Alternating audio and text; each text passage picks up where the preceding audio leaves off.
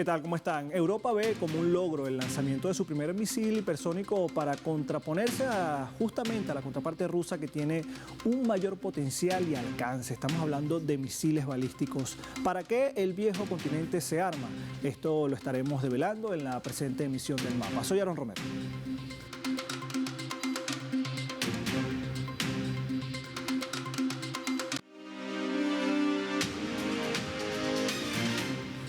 Revisamos de inmediato algunos datos en nuestro mapa, el misil hipersónico europeo. Desplegamos el mapa mundi e identificamos de ahí, en color, por supuesto, amarillo, tenemos a Noruega, precisamente en el centro de lanzamiento de Andoya Space, en el norte del país. Se realizó el ensayo del primer misil hipersónico europeo, el cual se llevó a cabo el día 3 de febrero de este año. El prototipo de hipersónico combina una velocidad de Mach 6, aproximadamente unos 7.400 kilómetros por hora, con la capacidad de cambiar de rumbo durante el vuelo. Por supuesto, es una capacidad mucho menor al misil hipersónico que presenta Rusia, que tiene un alcance de más de 3.000 kilómetros y, por supuesto, una velocidad de 12.000 kilómetros por hora. Este proyectil está construido con materiales capaces de soportar temperaturas de más de 2.000 grados centígrados. Esta combinación de velocidad extrema y agilidad lo vuelve prácticamente imposible de interceptar para los sistemas de defensa antiaérea que existen en la actualidad. Y según la empresa británico-alemana Hipersónica, solo ha tardado 9 meses entre la fase del diseño y la prueba del prototipo, y prevé que el misil esté listo para integrarse en casas de combate y fragatas para el año 2029.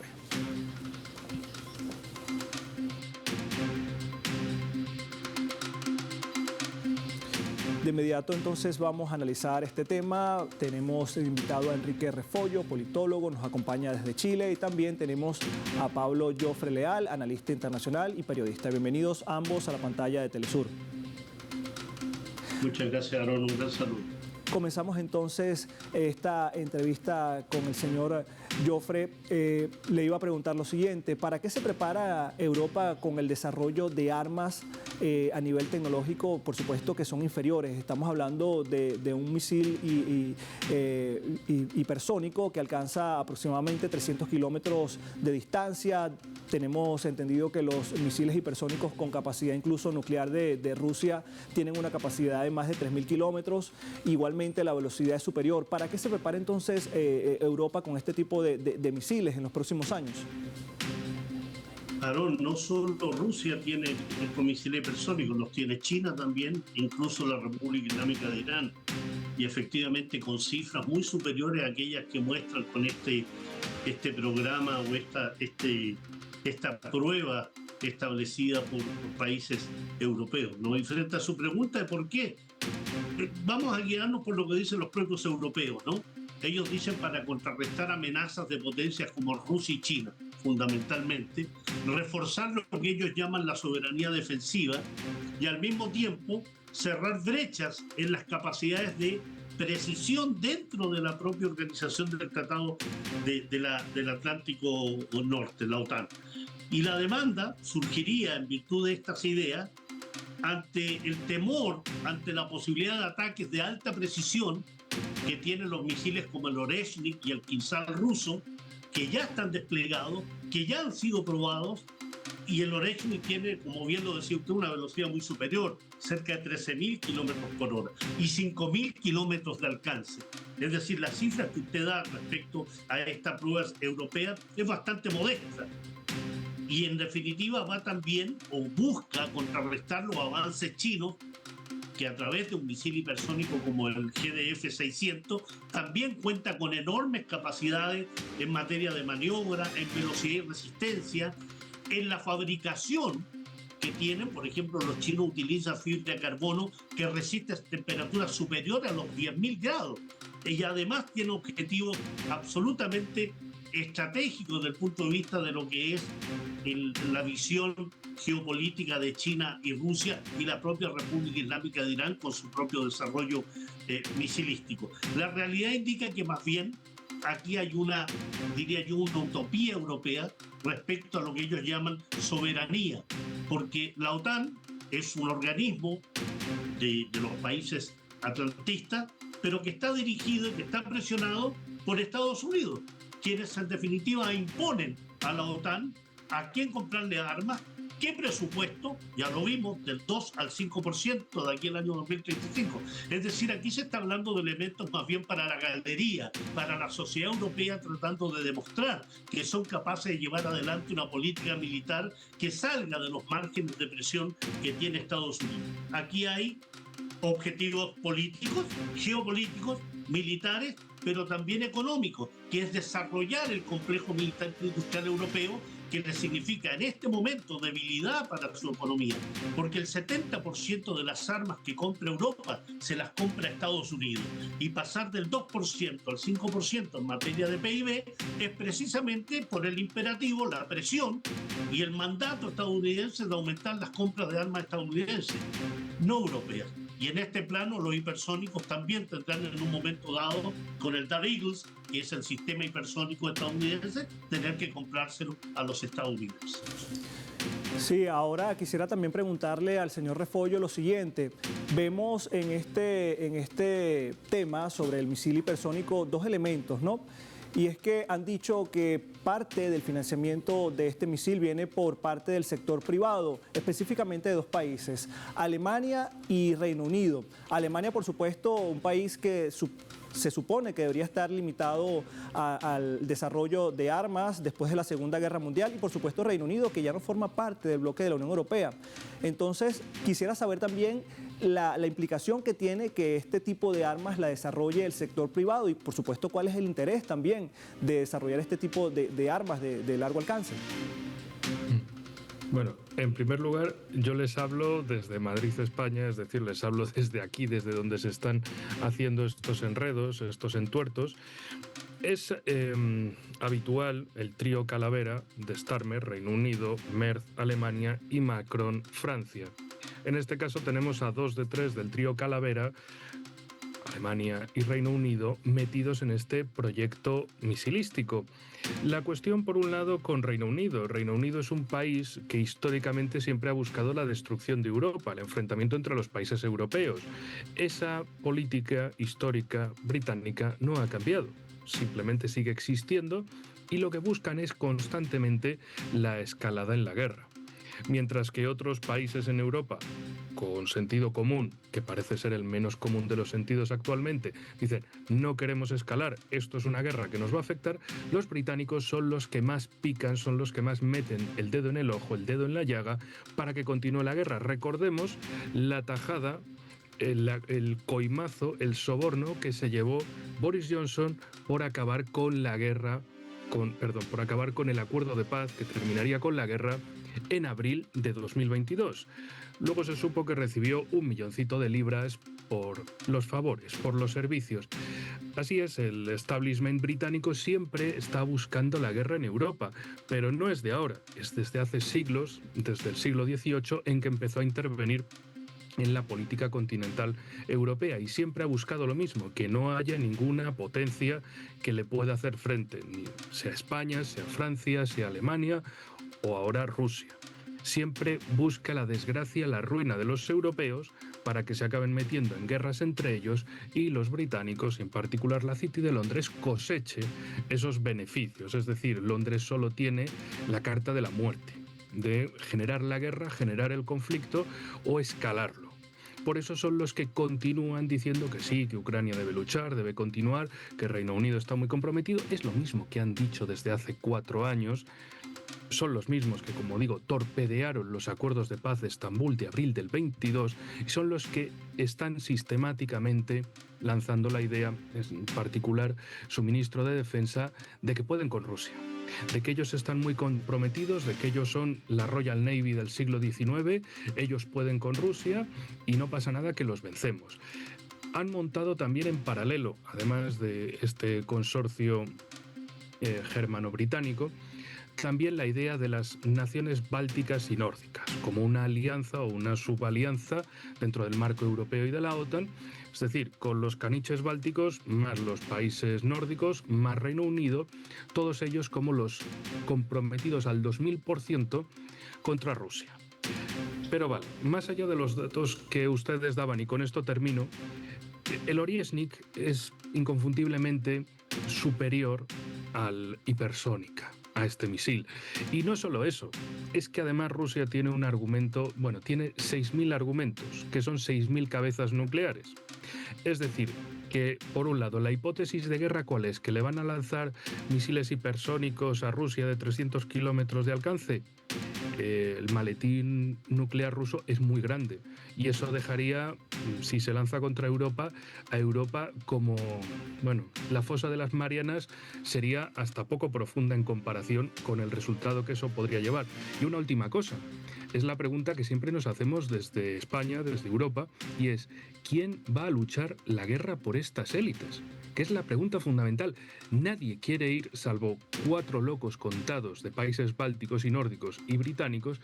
El resto de Europa no quiere ir a la guerra. Lo que quiere es que las élites no se dediquen a empobrecerles, a trapichear con el dinero público, a comisionar, hasta el punto de que precisamente esa institución ejecutiva de la Unión Europea llamada Comisión Europea, la comisión, ¿por qué? La comisión que se quieren llevar por todos estos negocios militares. Por eso quieren continuar la guerra, porque se juegan su comisión, su dinerito a costa de todos los europeos que, una vez más, no quieren ir a la guerra, salvo contadísimos casos. Precisamente, Enrique y Pablo, vamos a tratar de discernir un poco en la próxima parte del programa sobre quiénes realmente van a ir a esta guerra que intenta entonces impulsar Europa en contra de Rusia. Pero vamos a marcar una pausa y antes, por supuesto, vamos a revisar nuestra escala.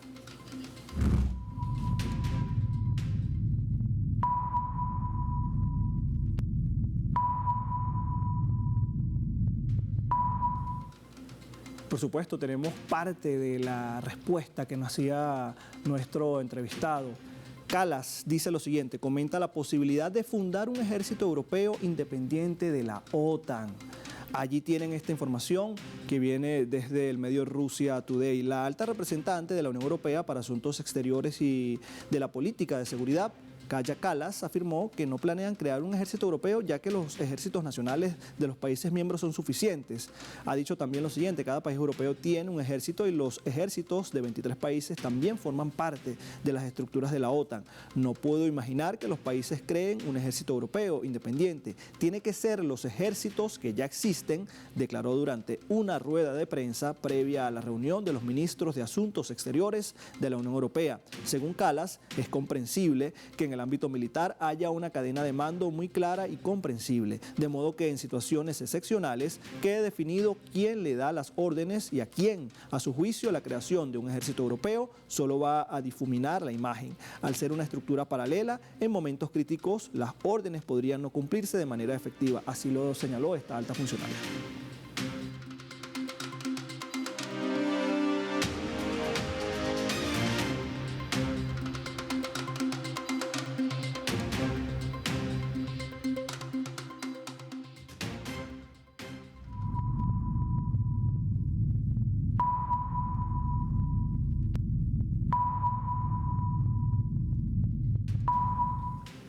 Continuamos con más de El Mapa y tenemos la foto.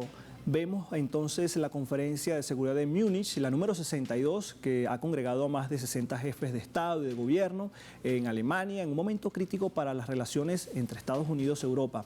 De hecho, el secretario de Estado estadounidense Marco Rubio destacó la importancia de revitalizar la alianza transatlántica, la OTAN, subrayando que las decisiones deben alinearse, pero con los intereses estadounidenses. También defendió la política migratoria de la administración del presidente Trump, calificando la inmigración masiva como una crisis que amenaza la estabilidad occidental.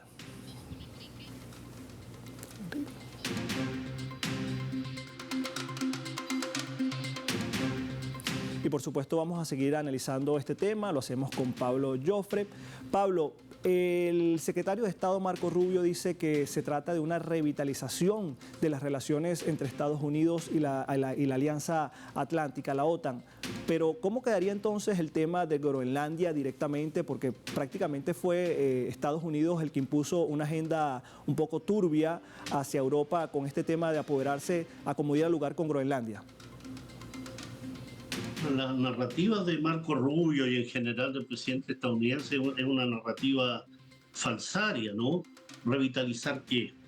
una OTAN, una organización del Tratado del Atlántico Norte que más bien ha servido como institución dependiente absolutamente de Estados Unidos.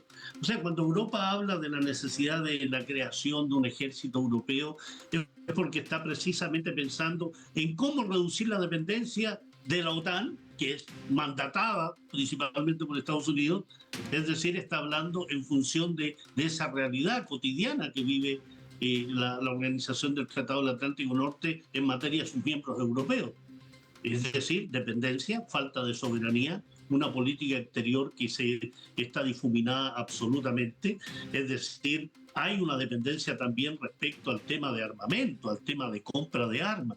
El 65% de las armas que compra Europa se las compra Estados Unidos y el otro es parte del complejo militar industrial europeo. Y cuando se aumenta del 2% al 5% el presupuesto destinado a PIB, no es para favorecer a Europa, es para favorecer al complejo militar industrial estadounidense, tal como se hizo con los recursos energéticos, de generar y catalizar una guerra en Ucrania para definitivamente quitarle mercado a Rusia, ese mercado europeo, y entregarlo a Estados Unidos y generar una riqueza multimillonaria en el caso de Noruega.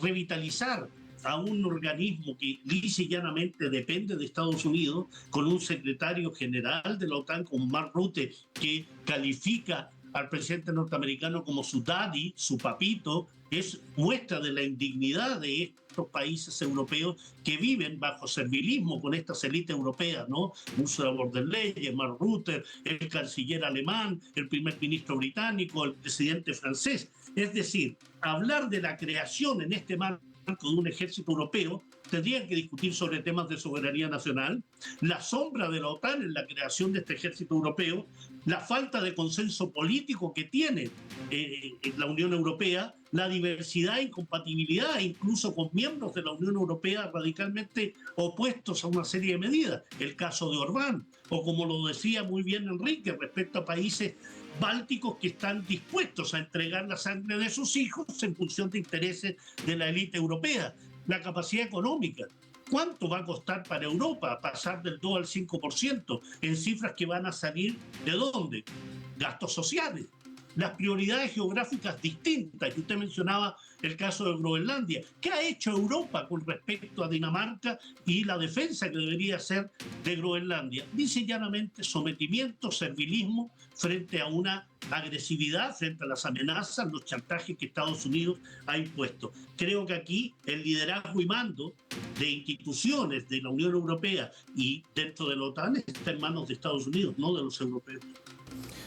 Con este escenario, entonces, estamos viendo que prácticamente las antiguas potencias imperialistas de Europa también están recibiendo un poco de lo que fue su doctrina expansionista, colonialista. Bueno, pero Pablo y también Enrique, que lo tenemos acá en la pantalla de Telesur en el mapa, los invito en este momento a revisar un poco de la información que tenemos en la leyenda.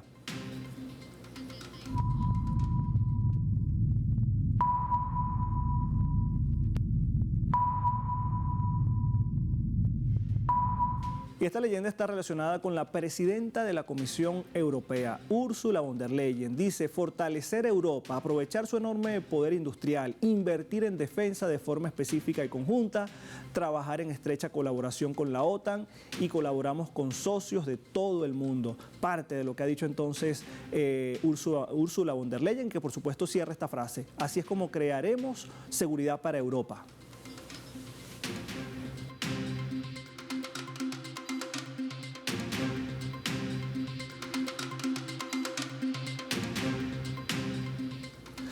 Ahora sí, Enrique, retomamos la conversación contigo. ¿Está realmente Europa, como dice Ursula von der Leyen en la leyenda, en crear verdaderas condiciones de seguridad para el continente europeo? Pues, por supuesto, teniendo también a Estados Unidos imponiéndole prácticamente que suba su presupuesto desde la OTAN, que le entregue territorios, condicionando también muchísimas cosas a través de sus funcionarios cada vez que llega, por ejemplo, a reuniones de seguridad. ¿Está realmente Europa en condiciones de garantizar la seguridad en el viejo continente?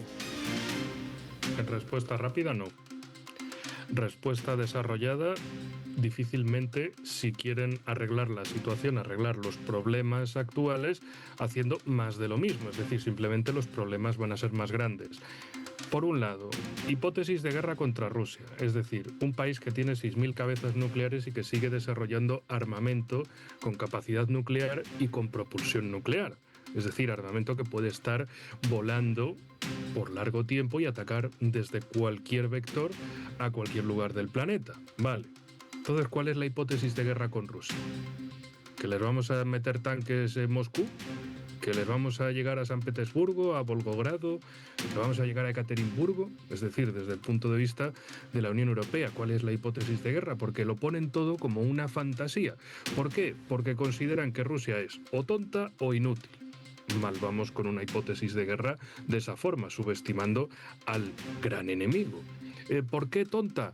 Porque los rusos son corruptos, inútiles, no saben hacer nada, que si mandan mutilados a la guerra, que si van en burro, que si atacan con palas, o sea, que son todo lo peor. Pero luego tienen capacidad de destruir Europa, de arrasar todo el planeta. Entonces es como, oigan, cuando hagan propaganda, tú, por favor, clarifiquen el mensaje, clarifiquen la narrativa de guerra.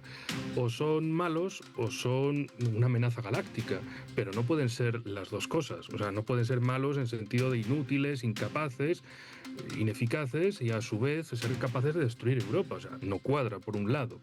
Luego, el asunto interno. Los asuntos como la delincuencia en los países europeos no deja de aumentar. Entonces se hablan de seguridad frente a Rusia, frente a la potencia nuclear por excelencia, junto con Estados Unidos, pero luego el europeo medio lo que siente es que sus países tienen cada vez más delincuencia, cada vez más violencia en las calles, cada vez más asesinatos, agresiones de tipo sexual, etc. Oigan, ¿que Europa va a ser más segura? Pues no se nota, ¿eh? A nivel de calle no parece que vayamos a estar mejor y de hecho las autoridades europeas y de los países miembros, salvo algunas excepciones, no hacen nada. Entonces, vamos a una guerra contra Rusia sin hipótesis de conflicto, sin hipótesis de victoria, simplemente les vamos a ganar porque son unos gañanes, porque sí, porque es la hipótesis que se montan, y luego la situación interna en Europa es cada vez más delincuencia. Y además, el pesimismo escatológico, que si cambio climático, que si vamos a morir todos, que si tenemos que reducir el consumo, es decir, que sea como fuere, vivimos peor en Europa, vamos a vivir peor y además tenemos que enfrentarnos a Rusia, a la potencia nuclear por excelencia, que sigue desarrollando armamento nuclear y les vamos a ganar, pues no sé, con un truco de magia o algo parecido. Luego está la cuestión de la OTAN. Como decía el compañero chileno, sí, hay una grave esquizofrenia política, directamente se lo digo, porque lo de Groenlandia lo han resuelto de la siguiente manera.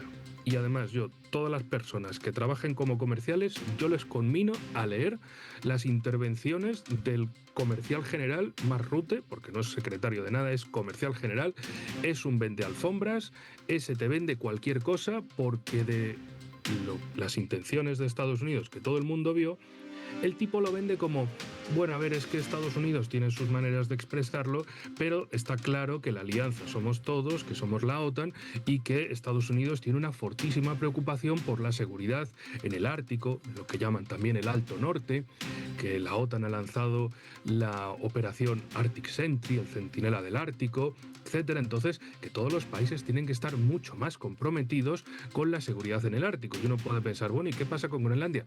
Cállense.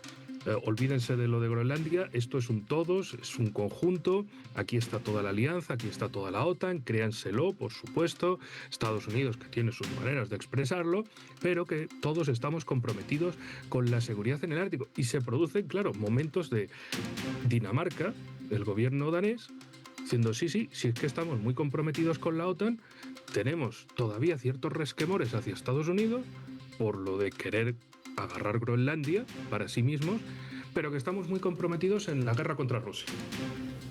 Hay que seguir con eso. Entonces dices, pero oigan, ¿ustedes les quieren quitar un territorio, su principal aliado, y quieren ir a la guerra para el otro lado? Con la hipótesis que antes les comentaba. Vale.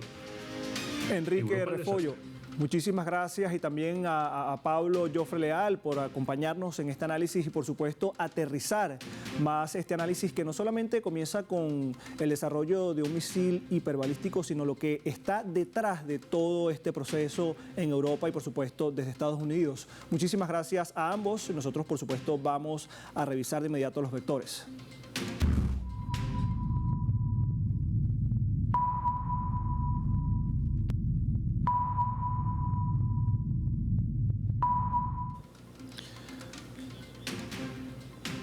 Por supuesto, ahora tenemos los 3 vectores. Vamos a comenzar con el primero.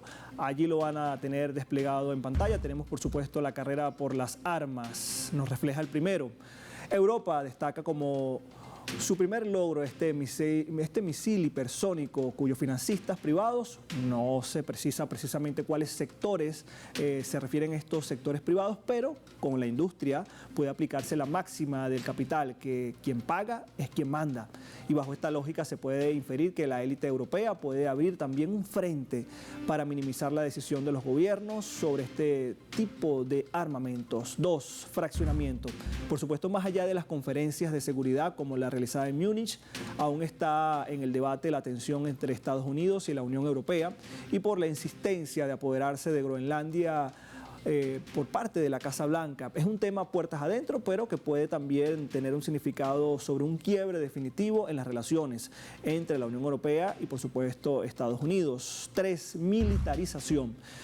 Europa, un continente que atravesó, por supuesto, 2 guerras mundiales, busca zafarse de la influencia estadounidense con un ejército comunitario, o por lo menos tiene esa idea.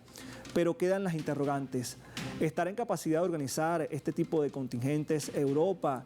¿Quién estaría, por supuesto, a cargo y cómo quedarían los países que no deseen formar parte de estas ofensivas tanto dentro como fuera del continente europeo? Son parte, entonces, de las interrogantes que nos deja también este programa. Con esto despedimos entonces la presente emisión del Mapa. Quédese con nosotros, con Telesur. Será hasta la próxima.